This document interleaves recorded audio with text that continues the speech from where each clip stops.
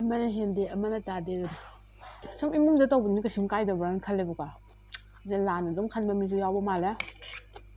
ꯃꯤꯒꯤ ꯚꯤꯗꯤꯑꯣ ꯌꯦꯡꯉꯒ ꯃꯤ ꯋꯥꯡꯗꯧ ꯁꯔꯨꯛ ꯃꯤꯒꯤ ꯚꯤꯗꯤꯑꯣꯗꯣ ꯌꯦꯡꯕꯤꯔꯨꯅꯣꯕꯀꯣ ꯅꯠꯇ꯭ꯔꯥ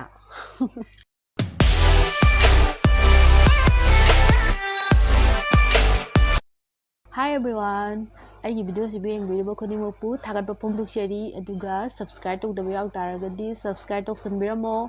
ꯑꯗꯣ ꯃꯌꯥꯝ ꯉꯁꯤꯗꯤ ꯏꯛ ꯐ꯭ꯔꯥꯏ ꯔꯥꯏꯁꯅꯦꯕꯀꯣ ꯆꯤꯛꯀꯟꯒꯤ ꯅꯠꯇꯦ ꯑꯗꯨꯒ ꯚꯤꯖꯤꯇꯦꯕꯜ ꯆꯧꯃꯤꯟꯒ ꯆꯥꯔꯛꯀꯗꯣꯏꯅꯦ ꯆꯉꯥꯡꯒ ꯃꯌꯥꯝ ꯉꯁꯤꯗꯤ ꯁꯤ ꯑꯣꯏꯅ ꯆꯥꯅꯤꯡꯉꯦꯅ ꯁꯤ ꯑꯣꯏꯅ ꯆꯥꯔꯛꯑꯒꯦ ꯑꯗꯨꯗꯤ ꯃꯌꯥꯝ ꯆꯥꯕ ꯍꯧꯔꯒꯦ ꯃꯌꯥꯝ ꯋꯥꯔꯤꯁꯨ ꯁꯥꯔꯛꯀꯦ ꯉꯁꯤꯗꯤ ꯏꯁꯤꯡ ꯍꯥꯟꯅ ꯈꯔ ꯊꯛꯀꯦꯀꯣ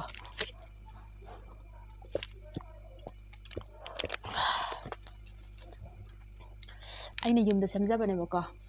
ꯁꯨꯝ ꯌꯨꯝꯗ ꯁꯦꯝꯃꯒ ꯑꯣꯏꯅ ꯆꯥꯔꯒ ꯐ꯭ꯔꯥꯏ ꯔꯥꯏꯁ ꯍꯥꯏꯅ ꯆꯥꯒꯦ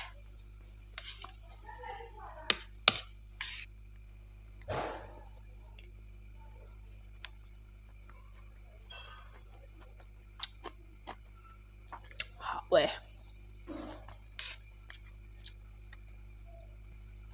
ꯆꯉꯥꯡ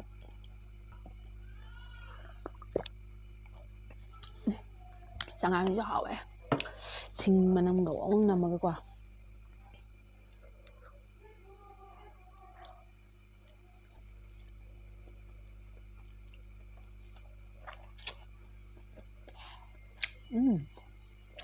하왜 정죠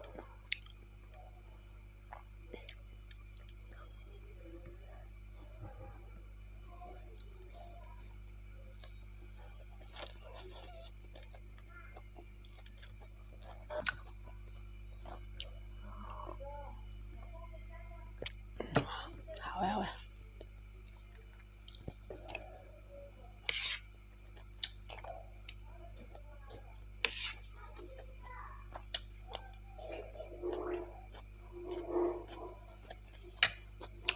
하왜 편하나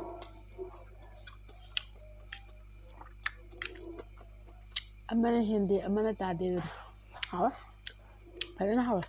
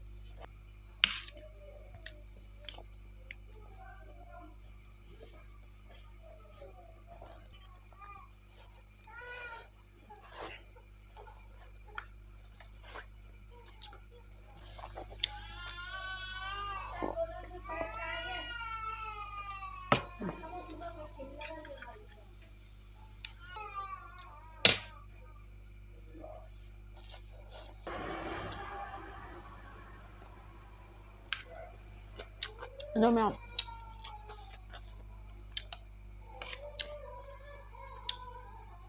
ꯑꯩꯗꯤ ꯃꯧꯅꯤꯅ ꯃꯄꯥꯟ ꯊꯣꯛꯑꯒ ꯕ꯭ꯂꯣꯛ ꯀꯩ ꯅꯝꯕꯁꯨ ꯉꯝꯗ꯭ꯔꯦ ꯑꯗꯨꯅ ꯃꯅꯨꯡꯗ ꯃꯨꯛꯕꯥꯡ ꯈꯔ ꯇꯧ ꯈꯔ ꯆꯥ ꯈꯔ ꯇꯛ ꯇꯧꯔꯒ ꯑꯗꯨꯝ ꯚꯤꯗꯤꯑꯣꯁꯦ ꯅꯝꯖꯔꯦ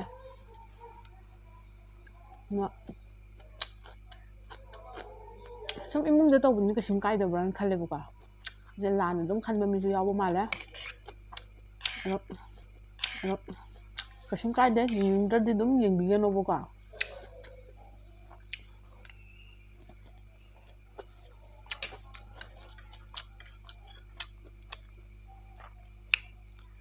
ꯑꯩꯁꯨ ꯑꯇꯣꯞꯄ ꯊꯕꯛ ꯑꯝꯇ ꯂꯩꯇꯕꯒꯤ ꯁꯨꯝ ꯀꯩꯗꯧꯁꯤꯒꯦ ꯁꯨꯝ ꯈꯪꯀꯥꯟꯗ ꯑꯋꯥ ꯄꯣꯊꯥꯕ ꯑꯣꯏꯅ ꯁꯨꯝ ꯇꯧꯁꯤꯟꯕꯅꯦꯕ ꯁꯨꯝ ꯇꯦꯛ ꯇꯦꯛ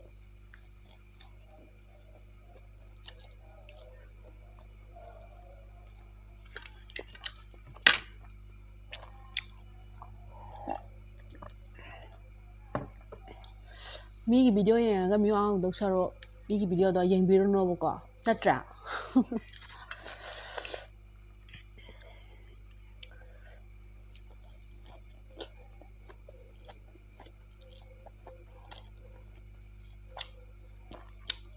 ꯚꯤꯗꯤꯑꯣꯗꯣ ꯌꯦꯡꯊꯣꯛꯑꯦ ꯑꯗꯨꯒ ꯌꯦꯡꯅꯤꯡꯗꯦꯅꯦ ꯍꯥꯏꯕ ꯃꯤꯁꯨ ꯂꯩ ꯅꯠꯇ꯭ꯔꯥ ꯅꯣꯛꯅꯤꯡꯗ꯭ꯔꯣꯗꯣ ꯁꯔꯨꯛꯄꯨꯗꯤ ꯌꯦꯡꯗ꯭ꯔꯤꯉꯩꯗ ꯌꯦꯡꯕꯤꯗꯕ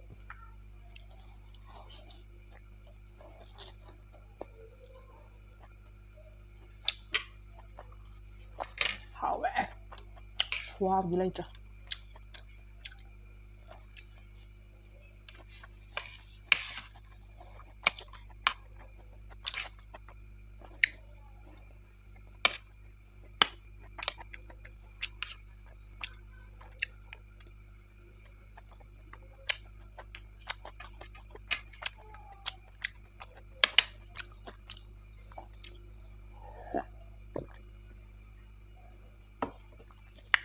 ꯐꯦꯁꯕꯨꯛꯇ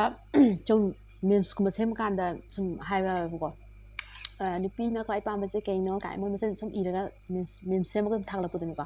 ꯅꯨꯄꯤꯁꯤꯅ ꯈ꯭ꯋꯥꯏꯗꯩ ꯄꯥꯝꯕ ꯀꯩꯅꯣ ꯁꯤꯡꯖꯨ ꯆꯥꯔꯒ ꯋꯥꯊꯤ ꯁꯨꯅꯕ ꯑꯗꯣ ꯆꯨꯝꯁꯨ ꯆꯨꯝꯃꯦ ꯍꯥꯏꯗꯤ ꯋꯥꯊꯤ ꯁꯨꯅꯕ ꯈꯔ ꯂꯩꯕꯗꯨꯅꯕꯨ ꯂꯣꯏꯅꯃꯛ ꯋꯥꯊꯤ ꯁꯨꯅꯕ ꯄꯥꯝꯃꯦꯅ ꯈꯜꯂꯤꯅꯦꯕ ꯈꯔꯗꯣ ꯂꯩꯔꯝꯗ꯭ꯔꯒꯗꯤ ꯃꯌꯥꯝ ꯄꯨꯝꯅꯃꯛꯇꯁꯨ ꯂꯣꯏ ꯅꯨꯄꯤ ꯈꯨꯗꯤꯡꯃꯛꯇꯁꯨ ꯂꯣꯏ ꯍꯥꯏꯔꯛꯑꯣꯏꯕꯀꯣ ꯈꯔ ꯂꯩꯕꯗꯨꯅ ꯑꯗꯨꯃꯥꯏꯅ ꯂꯣꯏ ꯎꯔꯒ ꯍꯥꯏꯅꯦꯕ ꯑꯗꯣ ꯃꯣꯏ ꯈꯔꯅ ꯋꯥꯊꯤ ꯁꯨꯔꯒ ꯃꯌꯥꯝ ꯂꯣꯏꯅ ꯍꯥꯏꯕꯗꯤ ꯂꯥꯟꯒꯅꯤꯀꯣ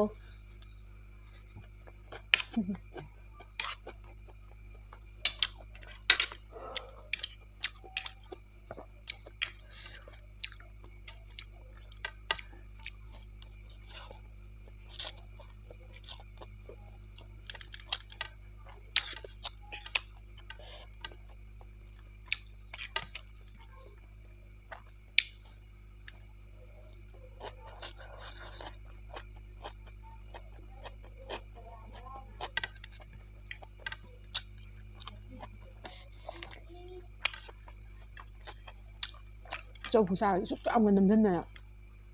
ꯇꯧꯔꯤ ꯅꯨꯡꯉꯥꯏꯅꯕꯅꯤ ꯀꯥꯏꯅ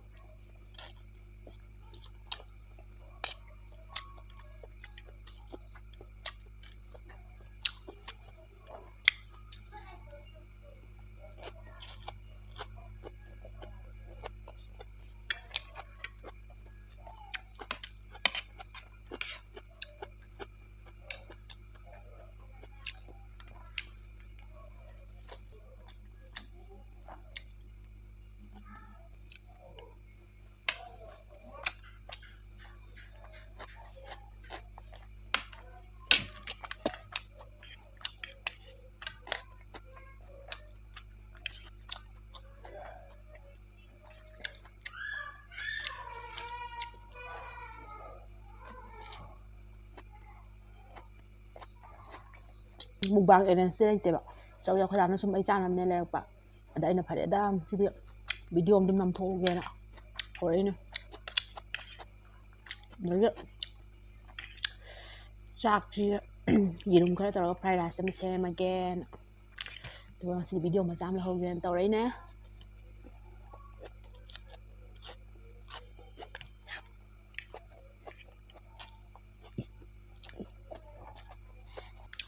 ꯑꯁ ꯋꯥꯁꯜꯂꯛꯑꯦꯕꯣ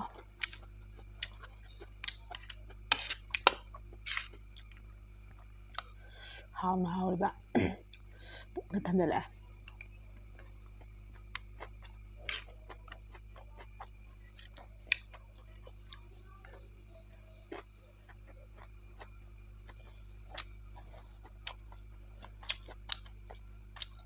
ꯂꯦꯡꯉꯝꯖꯔꯛꯇ꯭ꯔꯦ ꯐꯖꯅ ꯋꯥꯏ